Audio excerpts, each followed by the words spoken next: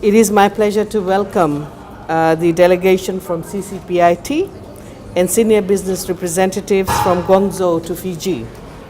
I acknowledge the presence of the President, Director General, and the Director Liaison of CCPIT.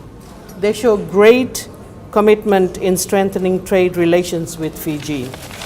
When we talk about Guangdong Province and Guangzhou, it's always associated with our Fijian Chinese who have come from that particular province. So there's a very close relationship between Fiji and Guangdong. And that relationship has further strengthened over the years, where Suva city has a sister relationship with Guangdong Province. I'm a little bit not sure about the interpretation. Should I stop or I continue? Okay. So there is a relationship between the two, and this relationship is very strong between Suva city and the Guangzhou. We've seen a number of areas where the Guangzhou has assisted Suva City Council. The new Suva City Council Civic Center, if you enter that Civic Center, it's beautifully done for cultural activities, and it's after a very long time that place has been really refurbished to the standard that we wanted. So it's great to see that. Similarly, Marist Brothers sports area has been refurbished as well. It has been, they have put in a new synthetic athletics track. Some of you may have seen that. That's another initiative of this sister city arrangement. Over the next few years, future projects are planned by Guandong Province, which includes the construction of the Valelevu Sports Stadium in partnership with Nasinu Town Council.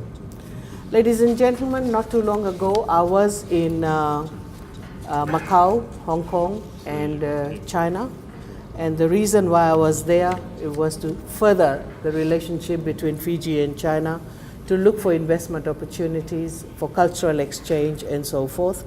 I had the pleasure of meeting a number of business people out there, and also had the opportunity to launch the Macau Fiji Chamber of Commerce, and had a meeting with Hong Kong Fiji Chamber of Commerce as well before we went to China for the Belt and Road Initiative Forum. So Belt and Road Forum was attended by 3 ministers. We all 3 were there, and it's very convincing the way this particular initiative has been rolled out by the Chinese government.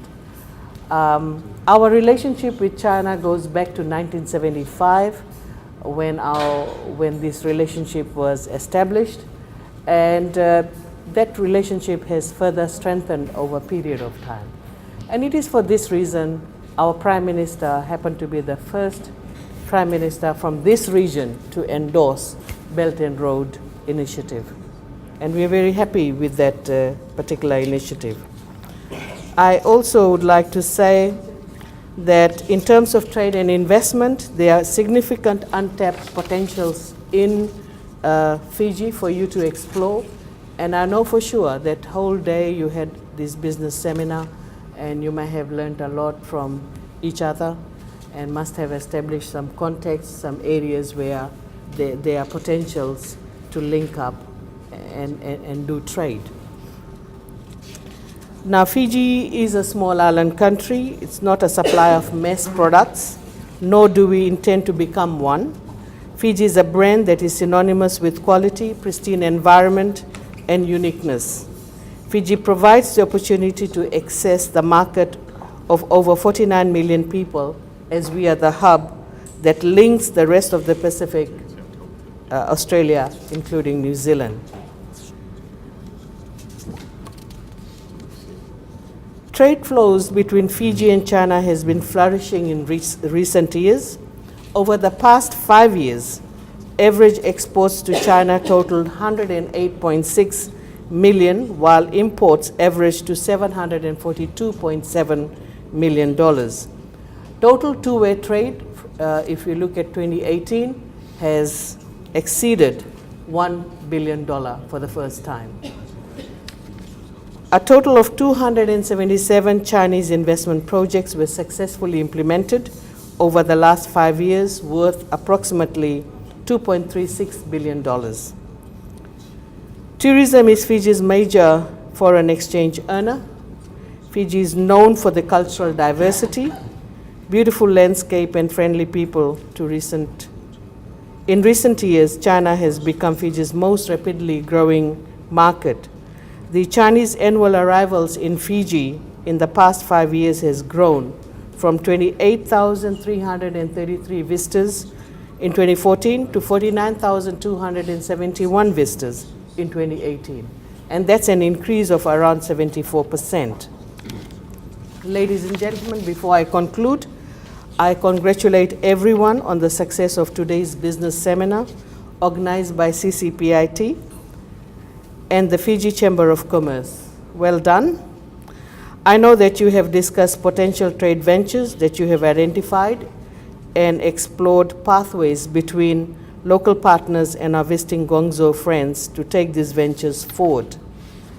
As Minister responsible for industry, trade, and tourism, I'm personally committed to achieve the outcomes of the meeting that you had today, and wherever possible, I will try and assist in fostering and strengthening the relationship that have been developed. I wish to re-emphasize that to continue and extend that momentum, the Ministry of Industry, Trade and Tourism, in collaboration with our Consulate General and Trade Commissioner based in Shanghai, you all have met Yolinda, she will double the efforts, and I know she can. We have seen her strength in many forums, and I'm very pleased that she's here with us today, and I'm sure she'll be able to be the conduit that we need between the two parties. So with those words, I wish you all a great evening, and do enjoy the dinner. Thank you.